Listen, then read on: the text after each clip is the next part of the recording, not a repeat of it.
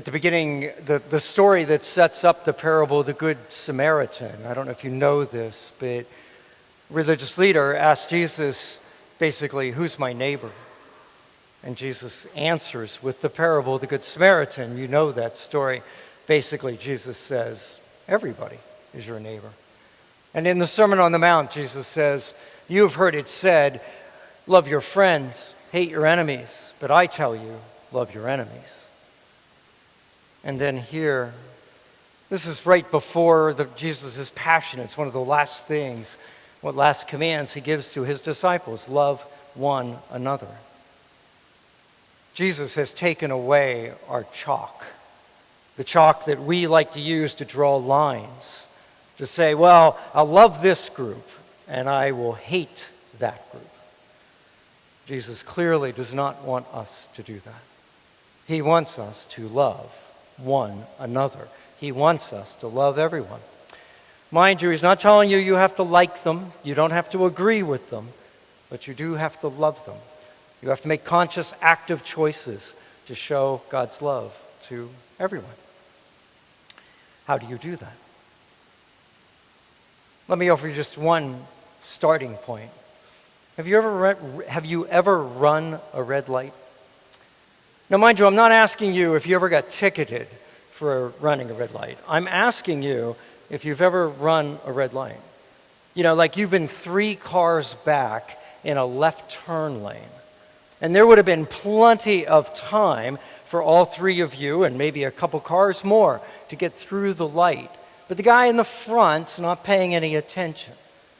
And so the arrow turns green and he doesn't go. And when he finally notices or someone hits a horn and he wakes up and he starts going, by the time you, just the 3rd car in the line, get up there, it's pretty dark yellow. And you hit the gas. And why do you do it?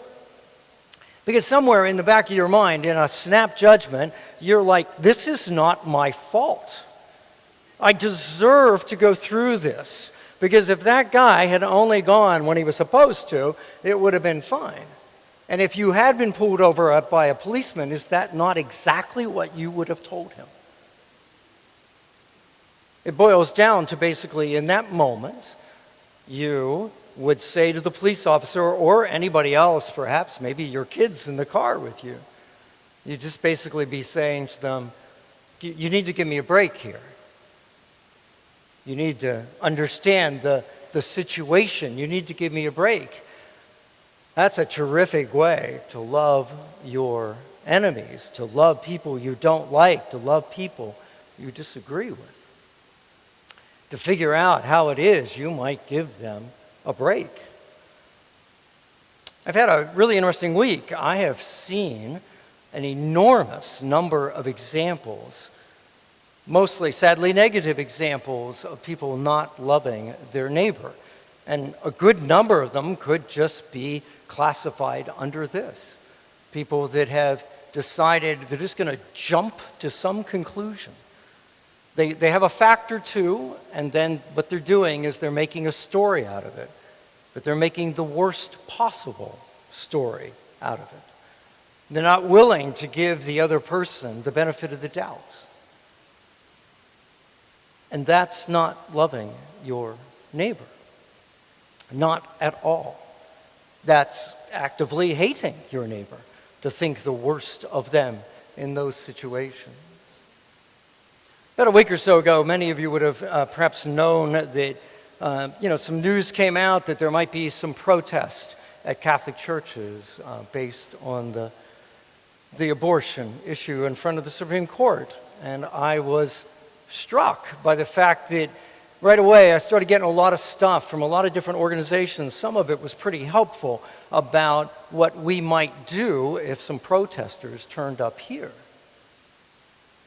But there was almost no hint of anything in there that suggested to me ways by which I might love those protesters. I was at a meeting earlier this week, just happened to overhear a conversation, and a number of priests were talking about this very issue. And there was no conversation about how we might love people in that situation. The conversation was all about how to get them off the property because they're trespassing. And of course, they're wrong, which gives us the right, I guess, to be mean to them. I was struck by that. Those are clergy, those are brother priests. We're not willing to take the time to think how we might do this. And that, I think, became the theme, especially after yesterday. I've been struck by the fact that, sure, trying to figure out how you love people you disagree with, that's hard. I'm not telling you I know how to offer love to a bunch of protesters who might show up here, but we have to try. We have to sit and think about this. Try to ask the good Lord, okay, Lord, you want me to do this. You've got to give me some help here. But it doesn't seem like we're even trying. It seems like all we're doing is what we've been taught to do. We're right, they're wrong, okay, we're done. Lord, could I have that chalk back so I can just draw that line again? Yesterday I spent most of the day over at Orlando at a state meeting of a national organization. It was a real simple, a typical kind of scenario. This kind of big meeting, and there was two groups, and they disagreed over something. And one group had prepared well, and using a bunch of parliamentary procedures, they managed to win, to get this other group out of office and proceed in their own way.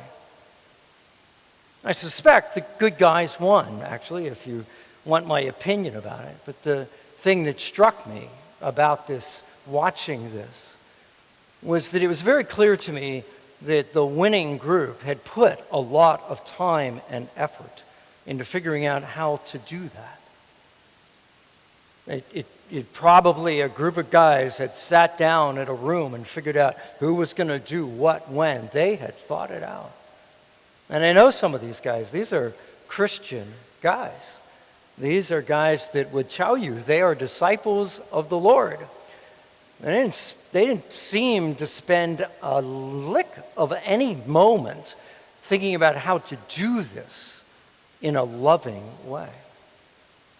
And so that last evening at the banquet, the winners were there. The losers weren't there. And the winners on several occasions pointed out and had us offer applause to the people who had orchestrated this, because we had won. It was a horrible demonstration. And one of the guys that was sitting at my table said to me, I think in a very prophetic way, we'll be dealing with this for the next 2 years. They will. They'll be telling that story for more than 2 years. And they have managed to divide the group. I'm not sure what they could have done, but there was a way to do it better. The good Lord doesn't give us commands that are impossible to do. They just wouldn't try. We have to try. You have a disagreement with someone in your family, in the clubhouse, in a civic group, something like that, fine, you have a disagreement. Maybe you are right. Maybe you are morally right. That's terrific. But you have got to find a way to handle that so that you can love this other person, this other group. Did you catch the end of the gospel, by the way? This is Jesus talking to us. This is how all will know that you are my disciples. This is how the world will know that we are Jesus' disciples, if you have love for one another.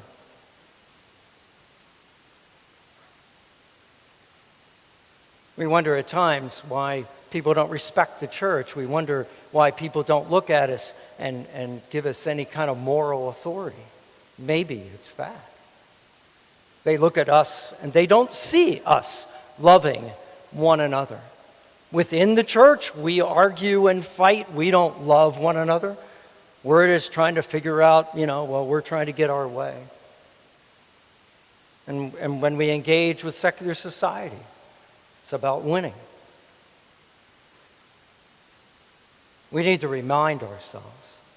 If you are one of those people that you sit around and you worry about the state of the nation, you worry about the state of the church, you need to remind yourself that we will never, ever, ever fix whatever is wrong with this country at a ballot box.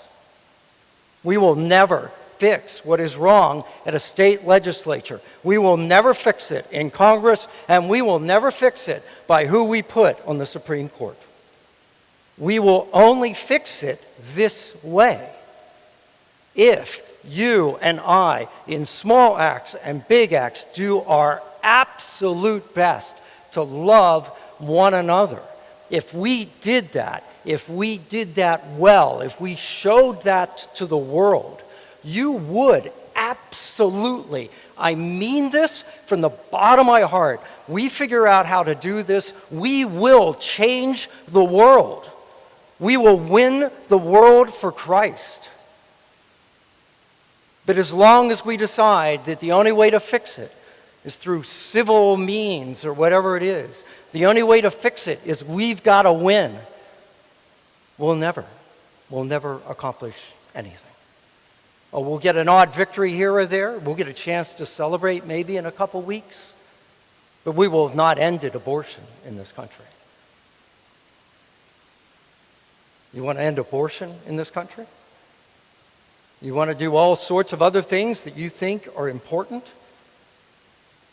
Think about it. Think about it. How do you love one another in your actions, and most especially when you put 10 fingers on a keyboard and you start writing online? Look at some of the stuff you post. Are you loving the people that you are disagreeing with, or are you just trying to be right?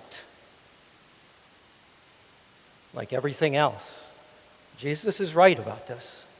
And as long as we choose not to listen to him, we'll never get anywhere. As I was driving home last night, I was thinking about all this. The one passage of Scripture that just kept running back through my mind was Jesus saying, I think, in a voice of frustration, "Why do you call me Lord, Lord, and do not do what I ask?"